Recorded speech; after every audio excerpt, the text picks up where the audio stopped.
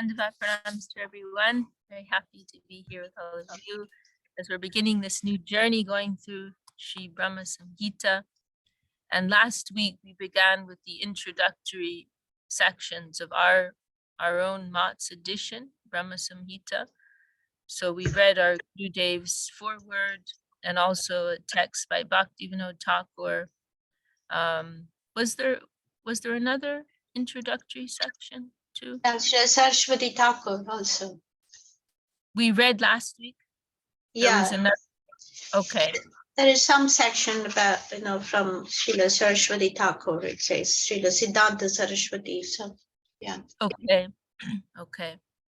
And now today, before we move on to the text itself, we also want to read. This is a foreword that was written by or in the name of, according to Jayadev, Śrīla Bhakti Siddhānta Saraswatī Ṭhākur, which was not included in our edition. It's included in the ISKCON edition, but I was told, from a reliable source that our Gurudev, Śrīla Govinda Maharaj, had wanted it to be in our edition, but for whatever reason, it wasn't included. So I think to honor Gurudev's desire and also be our fortune to hear from Saraswatī Ṭhākur, we can also read this. And it was from Śrīla Prabhu actually that he told me that. And we did some Brahma-saṁhitā classes with him. For those of you who don't know Śrīla, he's a legend in our mission, really amazing devotee, amazing speaker, and very dear to our Gurudev, and very natural devotee.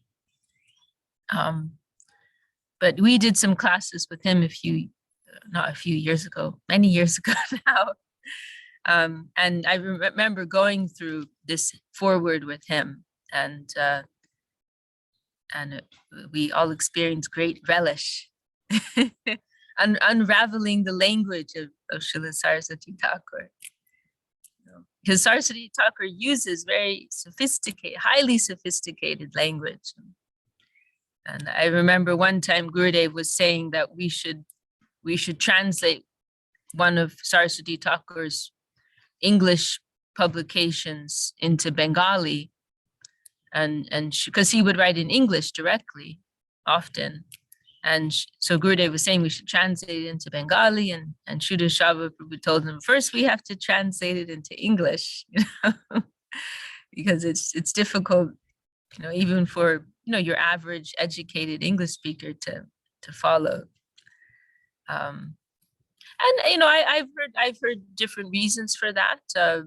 I heard one theory recently that was because it was some of his editors, but I'm not so, who just were a little awkward. But I'm not so sure about that. What I had heard, I believe from Śrīla was more the idea, and it makes sense to me, that a large part of Saraswatī Ṭhākur's mission was protecting the dignity of what this lineage is, of what this sampradaya is. And so one way of doing that is by presenting the teachings in very, high level, using very high level language, And we hear, it's not only his writings, but we hear his talks. They were also very difficult to follow, and we hear that, that sometimes after he would give a talk, then many of his disciples would come to Śrīla Sridhar Maharaj and ask him, "Oh, can you please explain what our Guru Maharaj just said? Because we didn't understand." And even Śrīla Swami Maharaj Prabhupada himself, he comments in one place, like, I couldn't always understand my Guru Maharaj, but he said, but I would go on hearing. Sometimes I could understand, sometimes not, but I would go on listening, I would go on hearing. And that is also a very helpful instruction, right? That, ultimately it's a transaction of faith that we're interested in, right? And that also brings us to Brahma-saṁhitā, that's relevant to Brahma-saṁhitā, because a lot of the content of Brahma-saṁhitā, it's very philosophical, going into some technical details of the nature of reality, and it can be a little little difficult to follow, particularly the first half. It can be heavy going. Some of the purports, or many of the purports, are by Bhakti Ṭhākur are very long and elaborate and philosophical, and so it can be difficult at times to go through. But we will remember that, right? We are interested fundamentally in the culture of faith, right? That is our primary concern. And I also believe that when we're reading together as a group and going forward step by step and under the guidance of the teachings of our gurus, then everything becomes more accessible. It's something, going forward as a group is quite different than sitting down, alone and reading alone. It's a very different experience. So I believe, this will be a joyful journey, even if some parts are a little challenging. Someone actually asked me, was it Jagannath Swami maybe in Tijuana or in San Diego? He was asking me, like, how are you going to manage to go through, some parts are very difficult. And I said, well, we'll cross that bridge when we come to it. But I believe when we're going forward as a group and taking the instructions of our Gurudev upon our head, because it's his desire for us to study this book, then it will be a joyful and illuminating journey of spiritual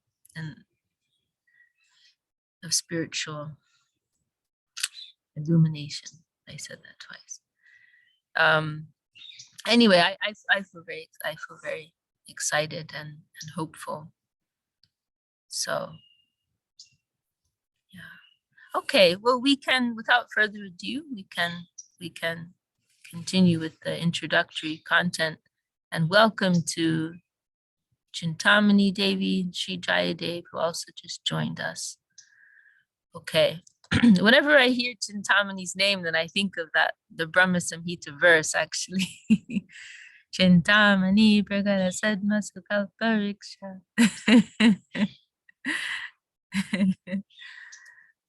Okay, so we are reading from the foreword of Brahma-saṁhitā, written by Bhakti Siddhānta Saraswatī, which is not in our edition, but you can find it in the ISKCON edition if you want to follow. The materialistic demeanor cannot possibly stretch to the transcendental autocrat, who is ever inviting the fallen, conditioned souls to associate with him through devotion or eternal serving mood. Very beautiful. I love this line. I love this line so much. It rings in my head sometimes. And I remember even it's been, 15 years or something since I last went through this with Shuddha Shava Prabhu, but I still remember him reciting this line. It's just wonderful. The materialistic demeanor. And so by here, it's not simply like a physical demeanor, the way that we carry ourselves physically, but mentally, in terms of our consciousness, the frameworks in which we're living in, right? Limiting frameworks within which we are living, within that consciousness, we cannot approach that higher plane, that higher Lord. We are restricted, right? We're restricted by the mundane way in which we conduct ourselves in terms of body and mind. Cannot possibly stretch to the transcendental autocrat, who is ever inviting the fallen, conditioned souls. So how merciful, right? Loving search for the lost servants. This is the Lord's nature. He is happily playing in reality the beautiful. He's dancing in the plane of reality the beautiful. And he's trying to call us. He's inviting us from our fallen condition to join this wonderful dance, to join this universal dance. But what is the issue here, right? We can only associate with him through devotion or this mood of the eternal serving mood, right? Means it's our own intrinsic nature, right? The mood of service, devotion, dedication. Now we are associating with a temporary identity as an exploiting agent. But our true eternal nature is to serve, to love, to sacrifice. And we can only approach that eternal divine being, Sri Krishna, when we embrace our eternal identity. It is natural. And I'm also reminded, there's this one line of Gurudev, and it's in Revealed Truth, where he says, Krishna is very near and dear to us as the enjoyer of the universe, or something like that. But Krishna is very near and dear to us as the enjoyer. Something along these lines. You know, like showing that, like, when we accept, and this is also in this Bhagavad Gita verse, right? That Srila Swami Maharaj likes very much. What's that verse? The end of the 5th chapter.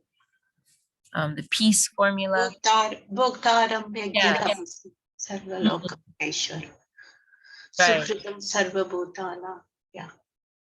Yatva mam shantim ruchati. Thank you, Didi. Yes. So this Bhokta, right? He's the enjoyer. Bhoktadam. So when we embrace that identity, he is the enjoyer, we are the enjoyed, then we can start to have a conversation. Like, first we have to come to that like that preliminary realization. That's the prerequisite to be able to enter into some type of conversation. Otherwise, we're not going to get anywhere, right? We have to, he's the enjoyer, we're not the enjoyer. He's the center of the universe, not us. You know, then we can start to talk once we reach that realization. So when we can have a close connection with him. Once we embrace that. Why? Because that's reality. It's not like he just wants us as his playthings and he wants to be number one. That's just the way it is. That's just, you know, his constitutional nature and our constitutional nature. He is constitutionally equipped to enjoy, and we are not. That's why we suffer, because we're trying to assume that role as an enjoyer, but we're not constitutionally equipped for that. So we suffer. We don't have those body parts. You know, we don't have that chemical makeup. You know, so it just leads to suffering. But that is his constant. It's not actually being the enjoyer is not a bad thing, but that's Krishna's role, not ours. And that's what we need to understand.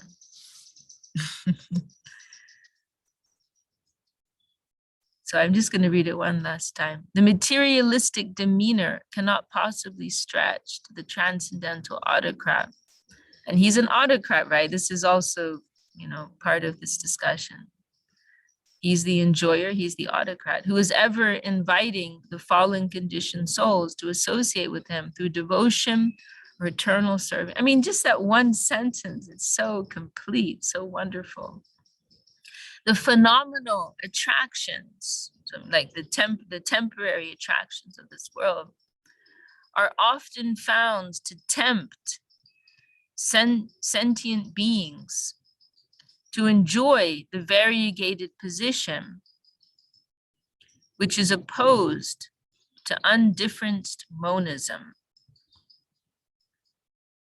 People are so much apt to indulge in transitory speculations, even when they are to educate themselves on a situation beyond their empiric area or experiencing jurisdiction. That's a nice line, experiencing jurisdiction. So this is a very nice point, and it's something which I experience all the time, that that people, they have this tendency to impose their speculations upon something which is beyond the jurisdiction of their conception, right? Their empiric faculties. You know, it's like often we'll give the example, right? That, you know, the human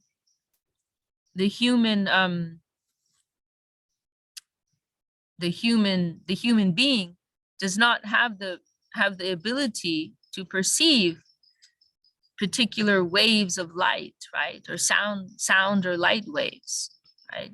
It's beyond our the jurisdiction of our faculties.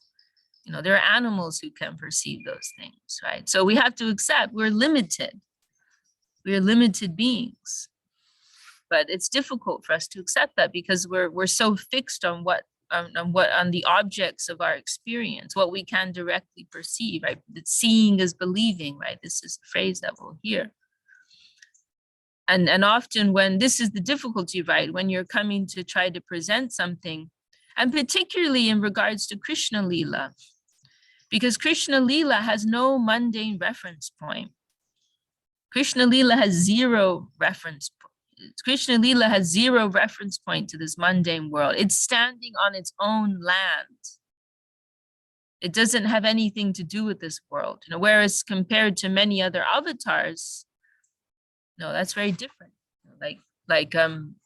We were watching this talk of Śrī Brahma-saṁhitā on Saturday, and he's speaking about making this comparison between Ramachandra and Krishna. Right, and he referred to Ramachandra as mundane government avatar. Like Ramachandra, that's why Ramachandra is so popular and easy to appreciate. Because Ramachandra is the Lord himself, but appearing in this world in order to show an example of what it means to be an ideal human being. So it's very easy to relate to him and very easy to appreciate and worship his example. But Krishna has nothing to do with this world. There's zero reference point, standing on its own lands, on different and standing on a different type of substance. And apparently, you know, of the nature of humans, but actually of a categorically different nature. So perceiving that higher substance through the lens of mundane experience is very bewildering. You know? So this is something which can be difficult for persons to accept, right? And so throughout Srimad Bhagavatam, you know, this warning is given.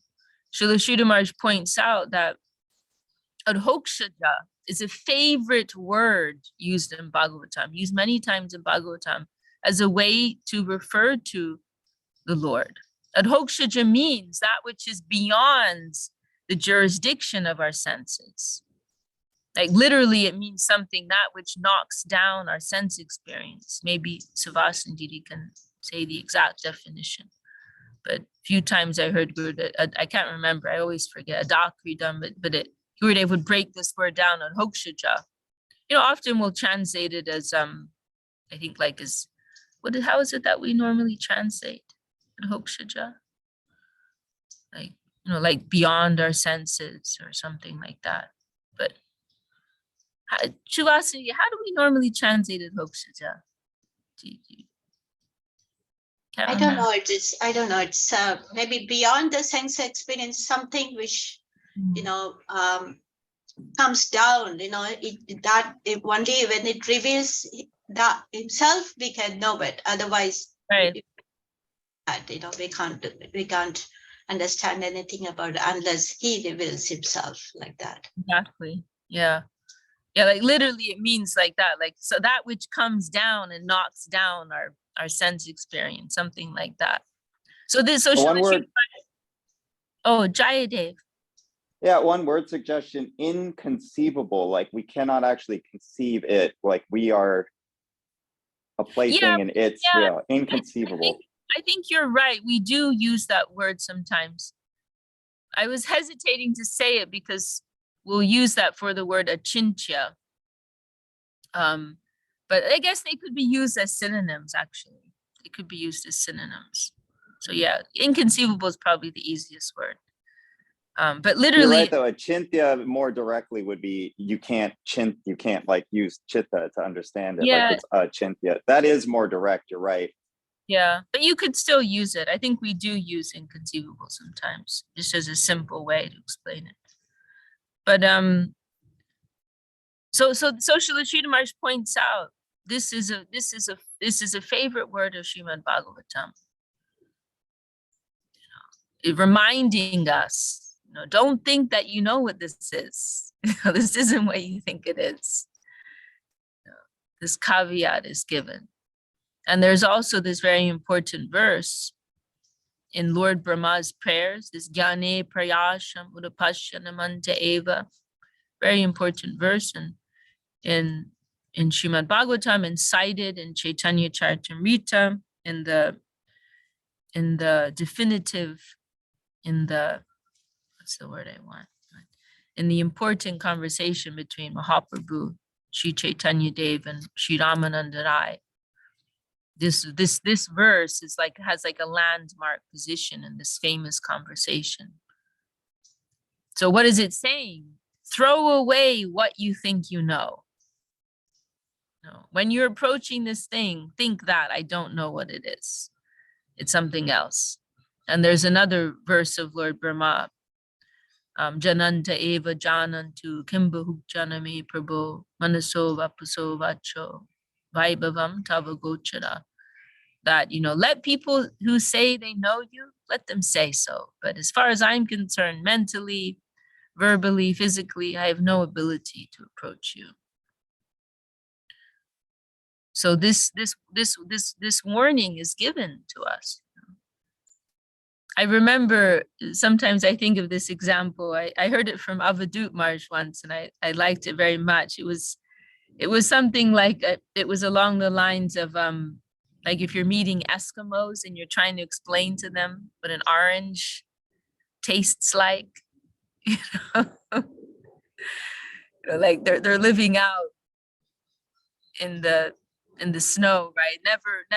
Never experience any other environment, never tasted any type of food other than what do Eskimos eat, right? Like fish and I don't know.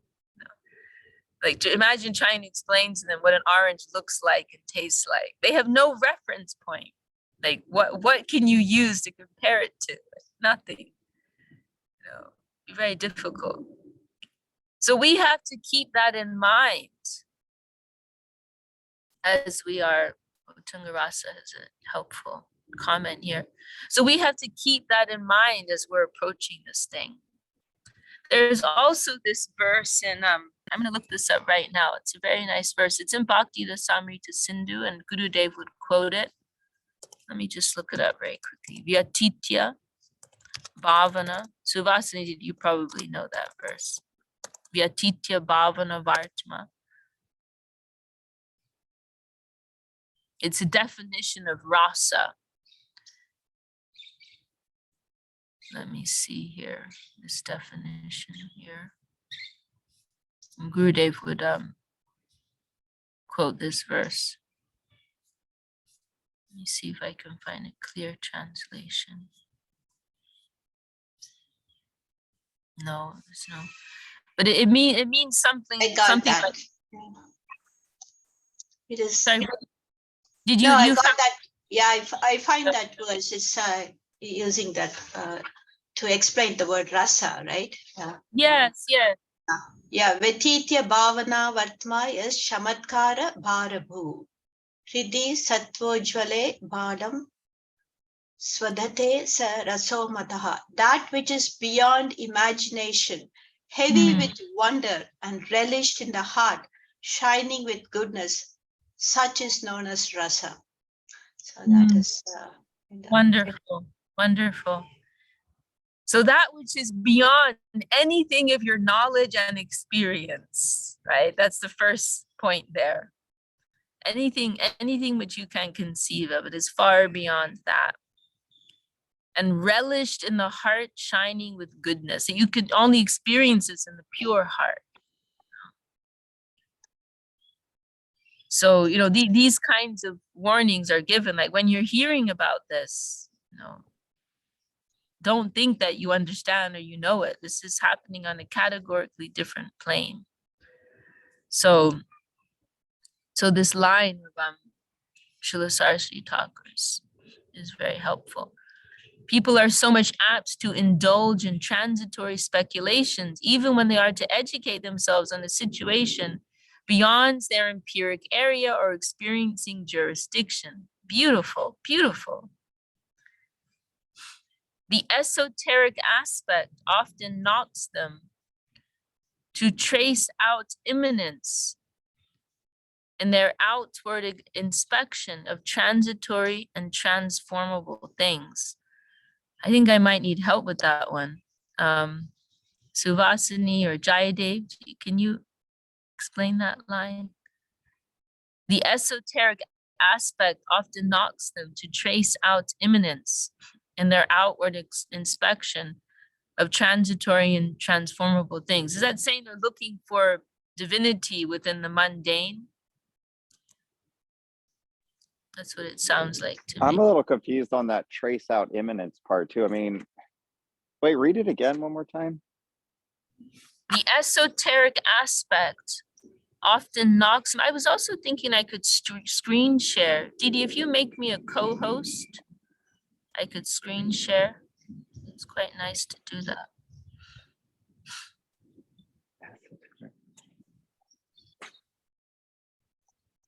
Let me try. I'm not sure how to do this.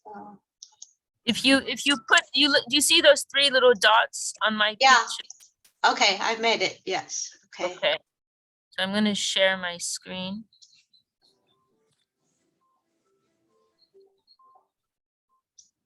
Okay. Here we are. So. No he llegado. Oh, Ananga Krishna's here. And also Sudevi. Dandavada Ananga Krishna Prabhu. Dandavat, I'm sorry, Vishaka. Dandavat, everyone here. I'm sorry. This No problem. mic was open. No problem. We're happy to have you. Oh, I get it. You have to keep reading and then it makes sense. Okay. The esoteric aspect often knocks them to trace out immanence in their outward inspection of transitory and transformable things. This impulse moves them to fix the position of the immanence to an indeterminate, impersonal entity. Okay. No clue of which could be discerned by moving earth and heaven through their organic senses. Do you want to comment on that, Jayadev?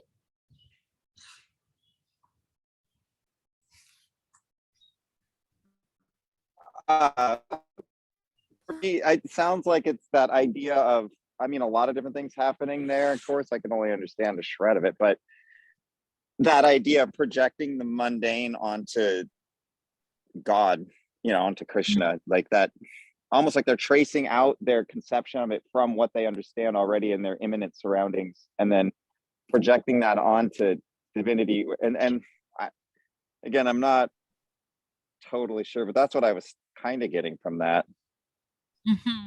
It's English is a little weird. Like, what is trace out of not?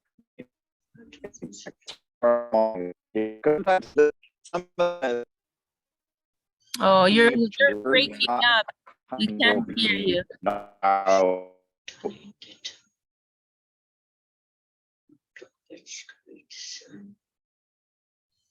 Oh, we couldn't hear you so clearly, unfortunately. But anyhow, we'll keep reading. The lines of this booklet will surely help such puzzled souls in their march towards the personality. I mean, this seems to be the main point, right? The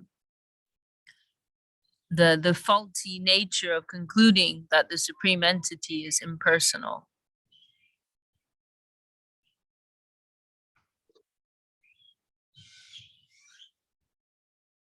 I'm wondering if he's referring to this, you know, sometimes people, and Srila Śrī Maharaj discusses this idea that you know, because people associate that which is of form, they associate form with something that is limited and mundane, right? And then so then as a reaction to that, they think that which is eternal must be lacking form. I'm wondering if that may be, but I'm really not sure. But anyhow, we'll keep reading here. The lines of this booklet will surely help such puzzled souls in their march towards the personality, the immanent. What does immanent mean, Jayadev? I think his connection isn't good enough. Okay, I'm just gonna look it up. Lazy. Or is Suvasini, can you say? Or Yeah, can it's anyone? where imminent means like near. Is it not working? Sorry, you broke up there. Means what? Well, imminent's like close to you, like immediate, it like imminent, like transcendent and imminent, for example, like that which is immediate to you or close to you or intimate with you in your immediate surroundings. Or Oh, hang on. I just found there's another definition of it. It's here on Google. Another definition is of God permanently pervading and sustaining the universe. So it's used in theology in a different way, it seems. Of God permanently pervading and sustaining the universe. like it makes you think of Paramatman almost, because it also inherent. Right, exactly. It sounds like Paramatma. Right.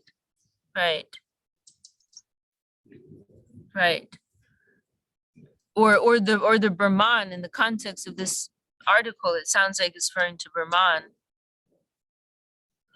So the personality, like the person within that light, basically, right?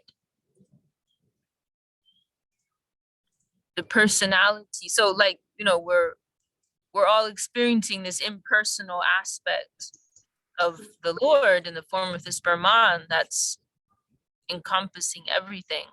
But there's a person beyond that, within that, and that's what we're marching towards. Will help such puzzled souls in their march towards the personality of the immanent lying beyond their sensuous gaze of inspection. The very first stanza of this publication will revolutionize their reserved ideas when the nomenclature, which just means name, as far as I'm aware, in very fancy language, will revolutionize their reserved ideas when the nomenclature or name of the Absolute is put before them as Krishna.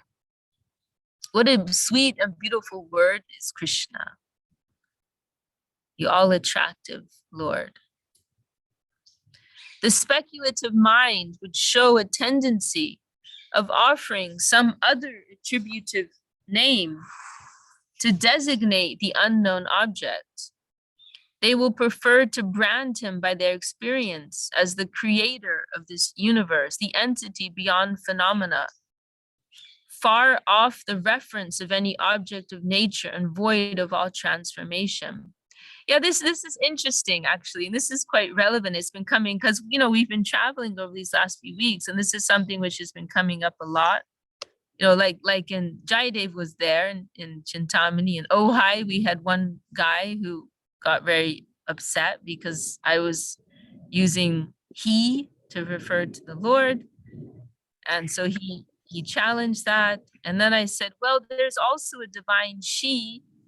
And I spoke a little about Radharani, but he also was upset at that because he says you're still limiting it to mundane gender. You know, he was more comfortable with a more impersonal way of referring.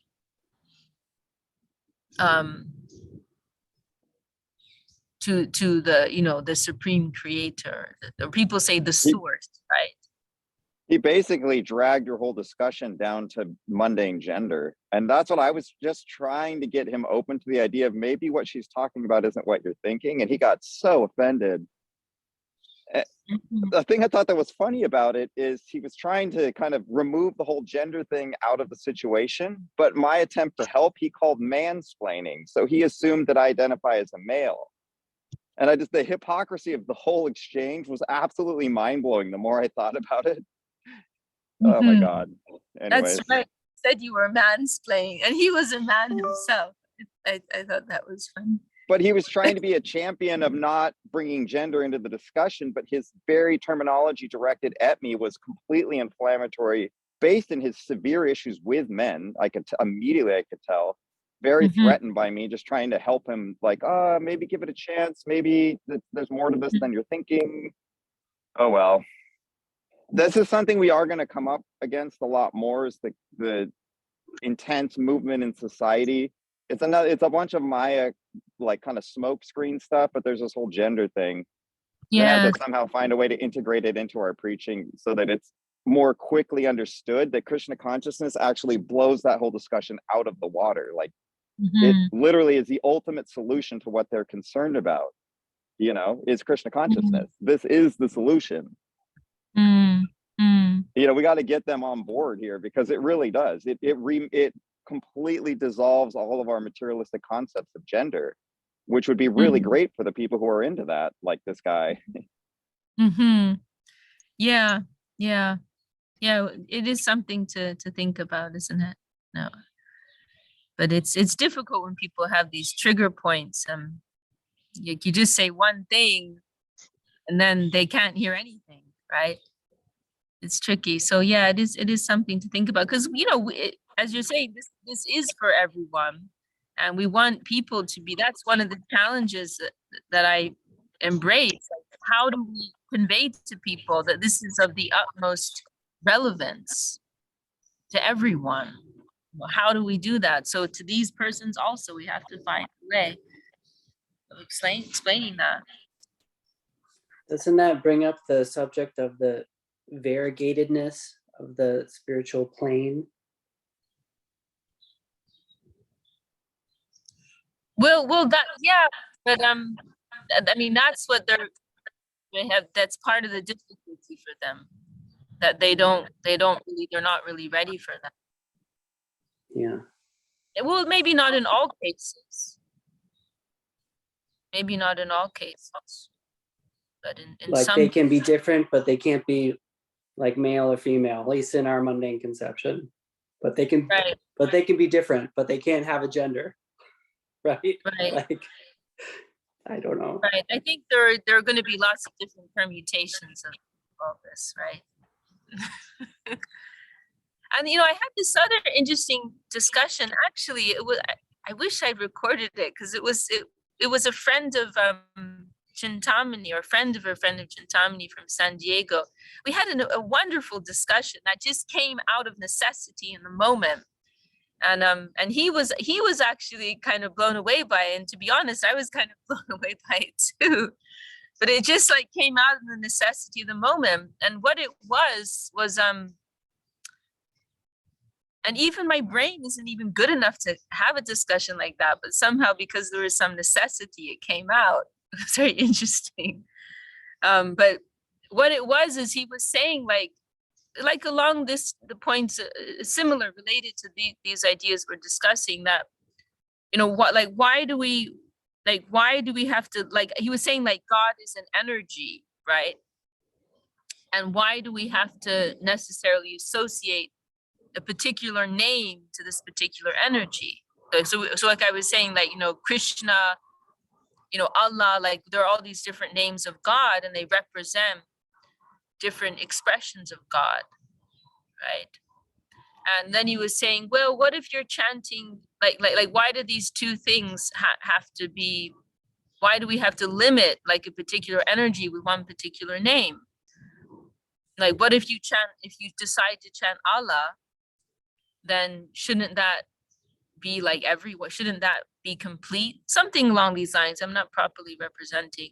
But the point that I made to him, which he appreciated, was that like we live in a disjointed world, right? Where there's a disparity between substance and form, right? And in this world, we'll have persons who will emphasize the form, right? And you know, like I was mentioning, there will be people who literally like look in the mirror to make sure, like checking their teeth to make sure they're perfectly pronouncing every syllable of the Maha Mantra, right? Or you have people who use clickers to count exactly how many names they're chanting, and right, because we identify with this physical world and a world of form, mundane form, then we tend to bring that onto our approach towards divinity, right? And then we can lose the fact that it's all about spirit, it's all about the mood, right? So there's this disjointedness in this world. There's this separation between substance and form. That's an issue in this world. So therefore, sometimes we have to assert and say, hey, substance is over form. And Śrīla Maharaj does that so wonderfully time and time again, right? But what we have to remember is that we are actually approaching a world where that's not an issue. Like that's an issue in this world, this disparity between substance and form. But in the perfect world, substance and form are one and the same thing. So we can't project that issue there.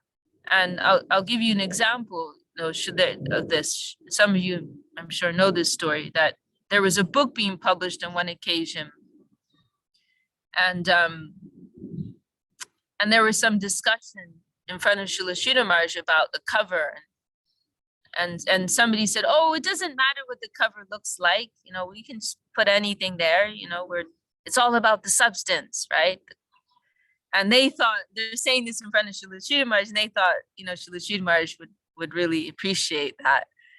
But Śrīla Maharaj, he didn't. And he said, actually, we are striving for the Vrindavan standard. And he said, in Vrindavan, substance and form are one. So this is actually a higher conception, right? Saying substance over form is only relevant in this world. But in that higher world, that's not an issue, right?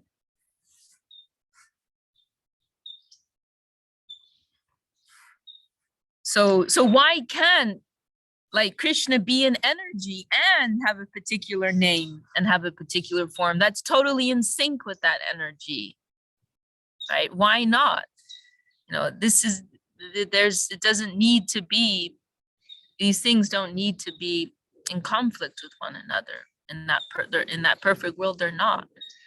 So what we want is the whole package.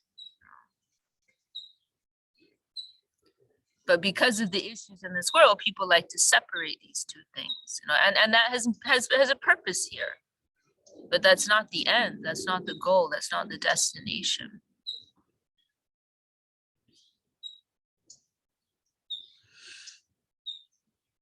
So that's similar to what's being mentioned here in these lines.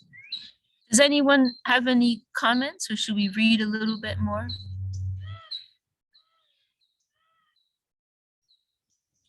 Okay, I mean, I could say a lot. Oh, But you're breaking up. Maybe I'm breaking up. I don't know if my connection is strong. No, you're good. It was Marie in that instance. Okay. She wasn't breaking up until she came on. Oh, yeah, we take can't her hear. back. Yeah, I'm going to turn off the camera and see if that helps. Okay. That works. Yeah. Yeah, because like this is a conversation that Govinda and I have had conversations around this a lot, about how to communicate.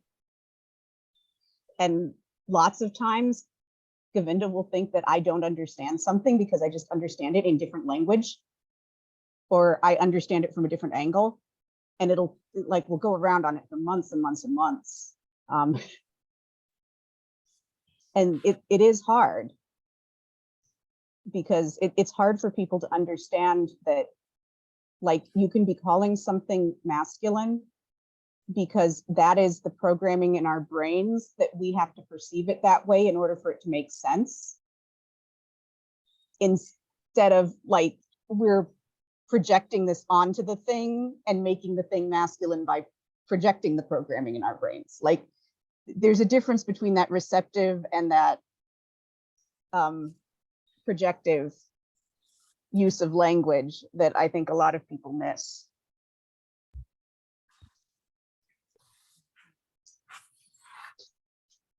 Can you say that again, Marie? I couldn't quite follow. All of it, or just like the last bit? All of it. Sorry, my brain really is not that sharp. Well, I'm not doing much better today, so we'll see. I don't know if I can say that again, but yeah, that lots of times there's a lack of understanding of, like, the difference between descriptive and prescriptive language, or of, like, projection of characteristics onto something through the use of language, rather than choosing the language based on the characteristics the thing has, and that language is our nearest equivalent to those concepts. I mean, wait, what were those terms that you used? Prescriptive and descriptive? I used descriptive and prescriptive, and then I think I also used descriptive and projective. Okay. You also did something in receptive, which I liked too. Oh, maybe it was receptive and projective. Yeah, I think was that was cool. It. That actually kind of ties into something that came up for me in the whole discussion. Not came up for me, it's a thought that I think is all this is related, is that what we know of in gender as what we know of as gender in this world is a shadow reflection of real gender, which I know a lot of people don't want to hear, that there's actually an absolute gender beyond the gender of this world. There is an absolute he, Purusha, and there is an absolute she, Prakriti, or even deeper levels of that. And so our concepts of gender in this world are just reflections of the real gender in the spiritual world. Just like sex in this world is a pale reflection of actual romance in that world, for lack of a better word, and Śrīla Bhakti-siddhānta Saraswatī Ṭhākur, I think he gets into that in this interview, or in this introduction. So there's, like, the gender that's coming from reality itself, like, you kind of the receptive, maybe you're referring to that thing in receptive speech. And then there's the concepts of gender we have that are the shadow of that, based in society and in the material world, that would be the projective language. Right. And so, yeah, you're having that semantic trouble with each other. The semantics will just derail everything. Yeah. Well, and and it's not even with the two people half the time, because, like, we had a conversation the other day where Govinda said something like, well, yeah, but in the Trinity, the Father is more personal than the Holy Spirit. And I'm like, no, like, it's actually kind of the other way around. And they're like, but nobody ever assigns gender to the Holy Spirit. And I'm like, well, that's because it changes. Like, it depends on what we need, because it's more intimately involved with us. And it just, like, but there was that misunderstanding from the way they had heard language, that the Holy Spirit couldn't be gendered. And I'm just like, oh, wow,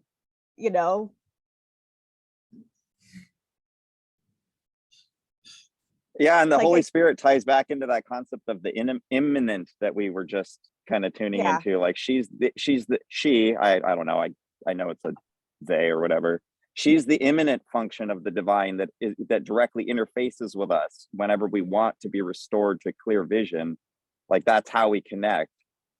I related a little bit to Shraddha. Shraddha is talked about as faith, but she's actually a living goddess. She's a force. She's not just our own little idea of faith. Right. Yeah. Well, that was all very wonderful to hear, and I'm going to be thinking about some of those terms and concepts, and how we can better, present these things so people can understand, free from their prejudices, overriding their prejudices. I've actually thought a couple times, and I haven't been able to outline this, but I've thought it might be worth at some point doing a Christianity for devotees like class. I've thought about that too. I would love to work with you on that. We should do that in the spring. Yeah, I would love Winter's that hard because for me. I've been interfacing with the two deeper studies of Christianity and how they coincide so beautifully. And it's just And the thing semantics is, most again and things like that. Christians are not.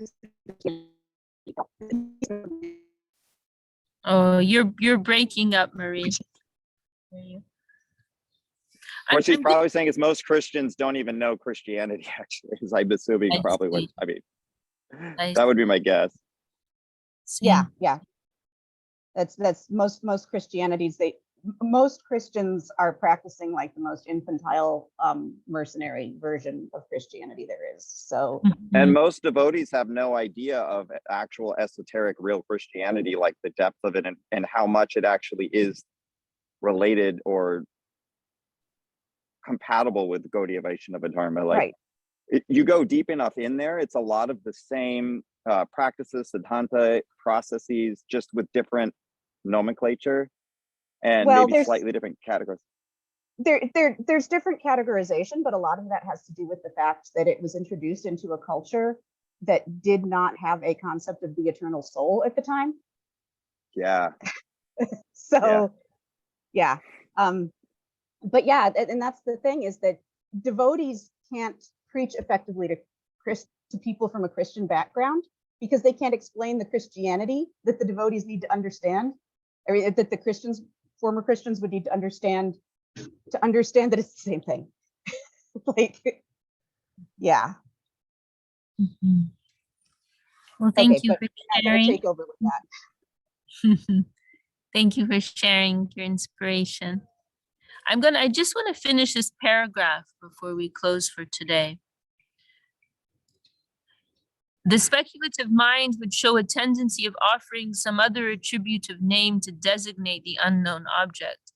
They will prefer to brand him by their experience as the creator of this universe, the entity beyond phenomena, far off the reference of any object of nature and void of all transformation. So no variety, no form, no transformation.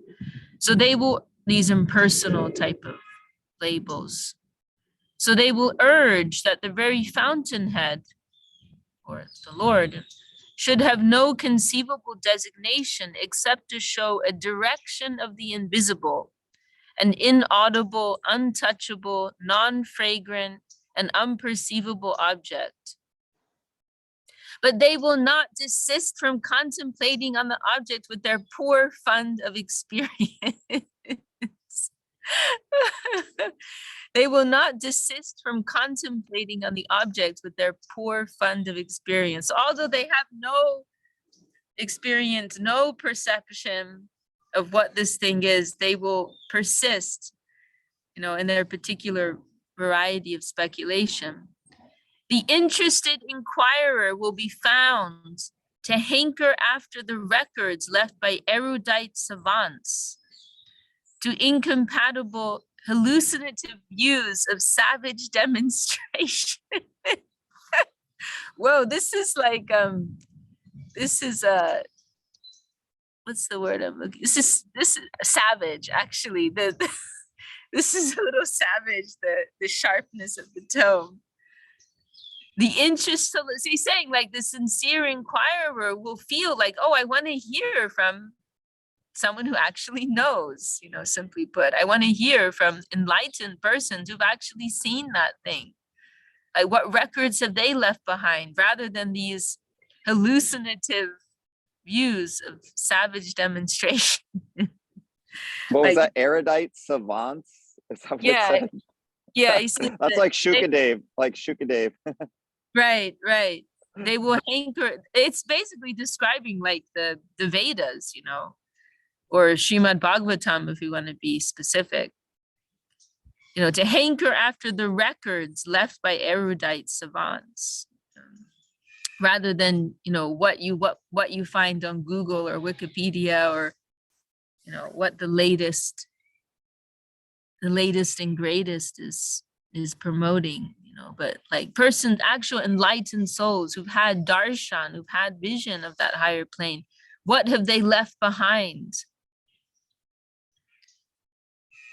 In comparing the different names offered by different thoughts of mankind, a particular judge would decide in favor of some nomenclature which will suit best his limited and specific whims. The slave mentality, so like according to our particular concocted self, right, and our particular collection of ideas and prejudices, we'll choose a name that suits us the most. And of course, you know, there's also purpose behind, you know, that's also being accommodated for. That's why the Vedas are so broad, right? Because they want to give something for that can you know, that everyone can relate to. So we've got the Brahman, you know, we like, take your pick, guys. We've got Brahman, we've got Paramatma, you can take Bhagavan, and then there's lots of different Bhagavans, and there also isn't that much clarity as to like who's the highest, what's the source, what's Vishnu, you know, Shiva, Krishna. Like it's not very clear. It's like deliberately in a shroud for this reason, so everybody can take their pick according to what resonates with their particular, you know, mundane self. You know, they're free to choose and develop faith in that and gradually evolve to finer concepts. That's the whole Vedic system. So there's nothing wrong with that. It has its place, right? But this book is for people who want like the real lowdown. That's what this is for. Beyond, we want to approach God as he is, not as we would like him to be. You know, like, so persons who are ready for that, that's what this book is for. And this is also what this is the introduction of Srimad Bhagavatam. It's throwing out everything else. The very second verse, like literally throwing out. Dharma projita means rejecting, throwing away. We're throwing away all cheating types of religion here. In other words, any type of religion which is catering to your limited mundane views, that's out of the picture here. We're giving it to you, vastava vastu, the real reality, the thing of the thing. So dharma projita kaitavocha paramo nirmat saranam satam. Now, only those who are free from envy, you know, they will be able to appreciate this. The slave mentality of an individual will no doubt offer invective assertions to the rest who will be appealing to him for a revelation of his decision. What does invective mean?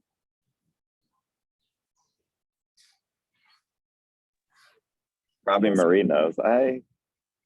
Well, I usually hear it like with swearing and insults, so I'm not sure if that's the definition that's being used here. It does seem like it's being used in a negative sense, yeah. Yeah, but I'm not sure if that's like, it's not often used, so. To remedy this evil, the hymns of the accepted progenitor of the phenomena would do great help in taking up the question of nomenclature. Wow, this is like another language.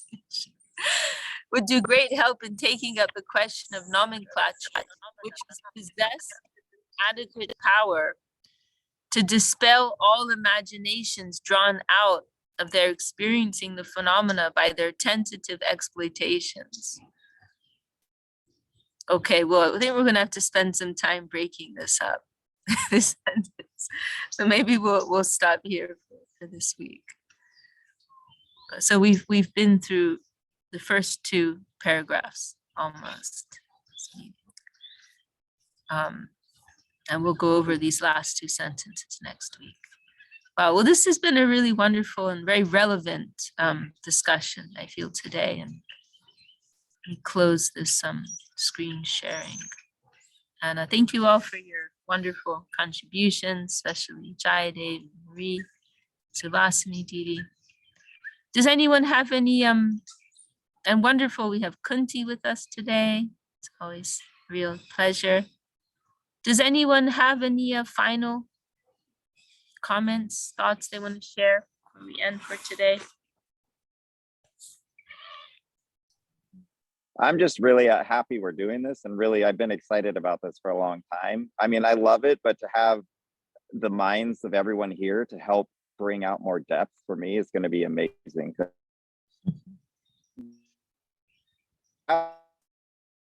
Oh, unfortunately, we lost the last part of your sentence, but I think we got the gist. Maybe without, you know, so yeah, like I used to think that this was more intense and I had to stick with Bhagavad Gita, so I haven't read it as much, even though I've been attracted to it. But I feel like I understand so much more than if I read on my own because of the company here. Like everyone here helps unpack layers I never would have come across. So I feel like I'm really looking forward to this, and I'm in good hands with them here. I feel the same, Prabhu. It is a bit of an intimidating text, but going through it together as a group and sharing our insights and you know, referencing our guru's explanations, it's a totally different experience from just sitting on your own. So I'm very happy to. Anyone else? Suvasini Didi, any final thoughts, comments? No, I completely agree with what you're saying, Jaydev, and yourself. What you are saying, yes, that'd be very, very helpful for us. Feel good together. Yeah. All right. Thank Jai you for all your contribution today, Vishaka, Jaydev, and Marie. It was very, very nice. Yeah. Thank you. Thank you, Suvasini Didi. Jai Śrī Brahma-saṁhitā ki Jai, Śrīla Bhakti Dev Goswami Maharaj ki Jai, Śrīla Bhakti Dev Goswami Maharaj ki Jai, Yeah. Bhagavan Śrīla Bhakti Siddhānta Saraswatī Goswami Ṭhākur ki Jai. All the assembled devotees, sincere seekers ki Jai. Shri Harinam Sankirtan ki Jai. Jai Gaur Premanande. Vivo. See you all next week. Hope you have a wonderful, inspired Krishna conscious experience over these next few days. Vivo. Jai. Dhanyavad. Dandavats. Jai.